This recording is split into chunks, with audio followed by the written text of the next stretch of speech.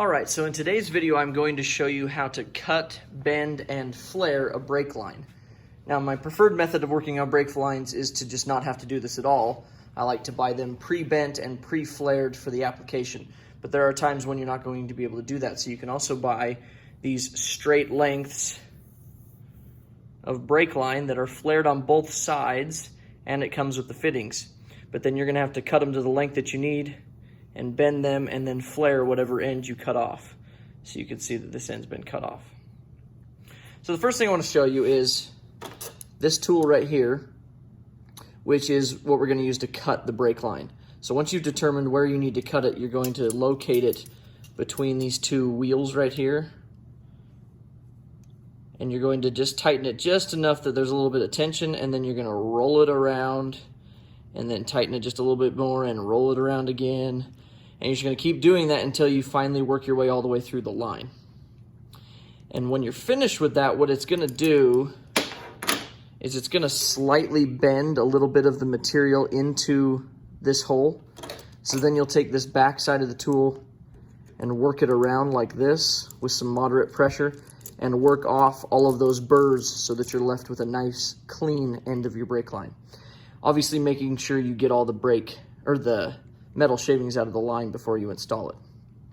Okay, so let's say you've already cut it and you've already cleaned it, and this is the length that you need. Now we're going to go ahead and flare it. So the flaring kit we're using looks like this. And on American-made vehicles, most vehicles are using double flared brake lines. And the difference between a double flare and a bubble flare that you might see on more foreign vehicles is the double flare looks like this, how it's just bent and curved on one side, whereas a bubble flare will look like a double-sided version of this, right? It's going to have another edge that kind of comes upwards at a 45-degree angle like that. Okay, so this one that's already pre-bent when we bought the line is a double flare, and we are going to double flare the other side. So the first thing we're going to do is we're going to take out this piece right here, and we're going to put it in our vise.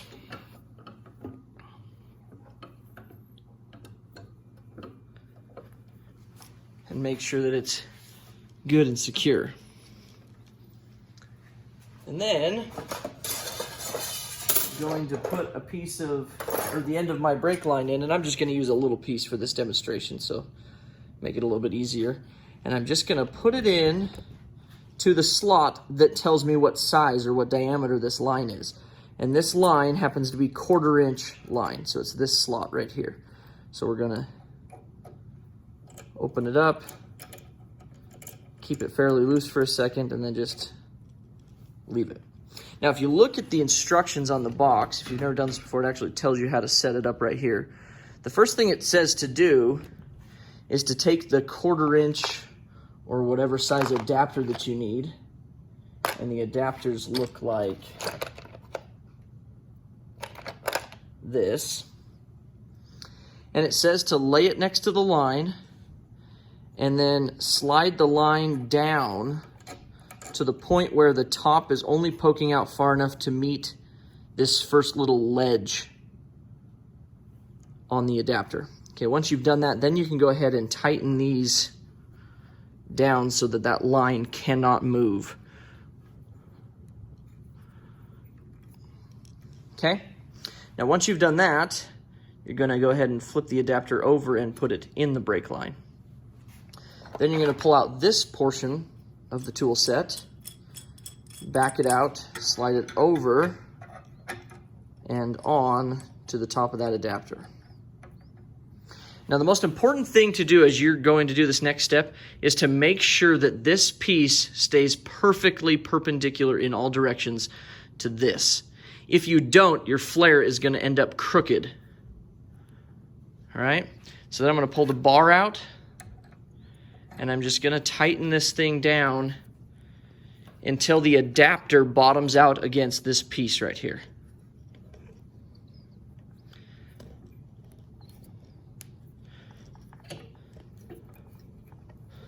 As soon as you're bottomed out, go ahead and back it off.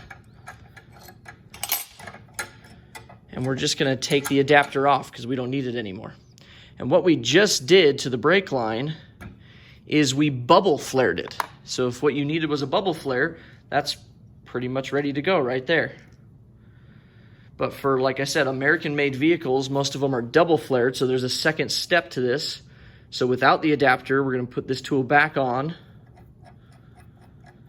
Again, making sure that we stay perpendicular in all directions. And we're going to tighten it back down again until that you feel like you've created a good double flare. Okay? And now we're going to back it off. And we're going to pull it out and make sure that it still looks good. So we'll loosen these.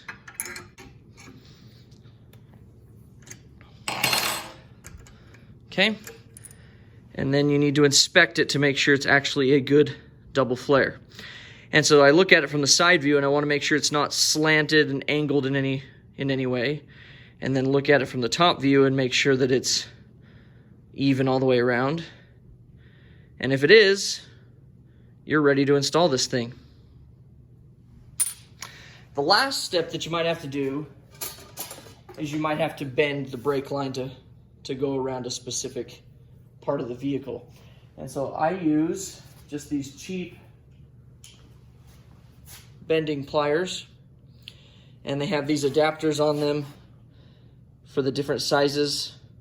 So we're already set up for 1/4 inch brake line, and you can set the brake line in like this and bend it to the angle that you need. Now this isn't gonna be the right tool if you're gonna have to do like loops all the way around and bend this. You'll have to get a different style for that, but for just simple up to 90-degree bends, this tool works great. Okay, so that is how you cut, flare, and bend a brake line.